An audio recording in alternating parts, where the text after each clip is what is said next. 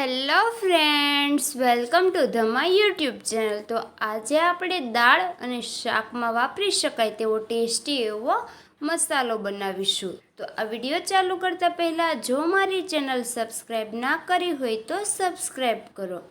તો મસાલો બનાવવા માટે મેં અહીં ધાણા, અડદની દાળ, થોડી ચણા દાળ, મીઠા લીમડાના પાન, સૂકું લાલ મરચું, સૂકું નાળિયેર આ બધી જ વસ્તુઓ તૈયાર કરી છે. તો હવે આપણે કઢાઈ લઈશું, તેમાં સારી રીતે જે ચણાની દાળ છે તેને શેકી લઈશું. તો અહીં આપણે ઓઇલ ફ્રી બનાવવાનું છે. તો ત્યારબાદ હવે આપણે તેમાં અડદની દાળ ઉમેરીશું, તેને પણ સારી રીતે શેકી લઈશું. ત્યાર પછી તેમાં ધાણા ઉમેરી દઈશું. ત્યારબાદ જે સૂકા લાલ મરચાં છે તે ઉમેરીને સારી રીતે મિક્સ કરી દઈશું.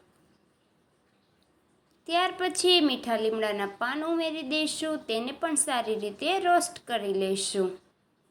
ત્યાર પછી સૂકું નાળિયેર ઉમેરી દઈશું અને સારી રીતે મિક્સ કરી દઈશું.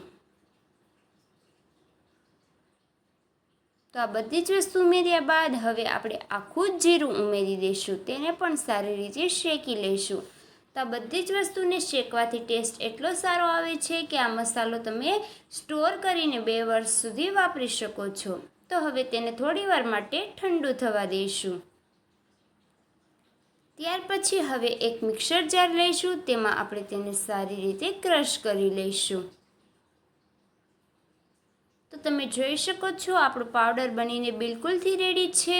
તો તમારે જ્યારે પણ વાપરવું હોય ત્યારે થોડું ગરમ પાણી કરવાનું, તેમાં આ પાવડરને 1-2 ચમચી ઉમેરીને તેને સારી રીતે મિક્સ કરી દેવાનો.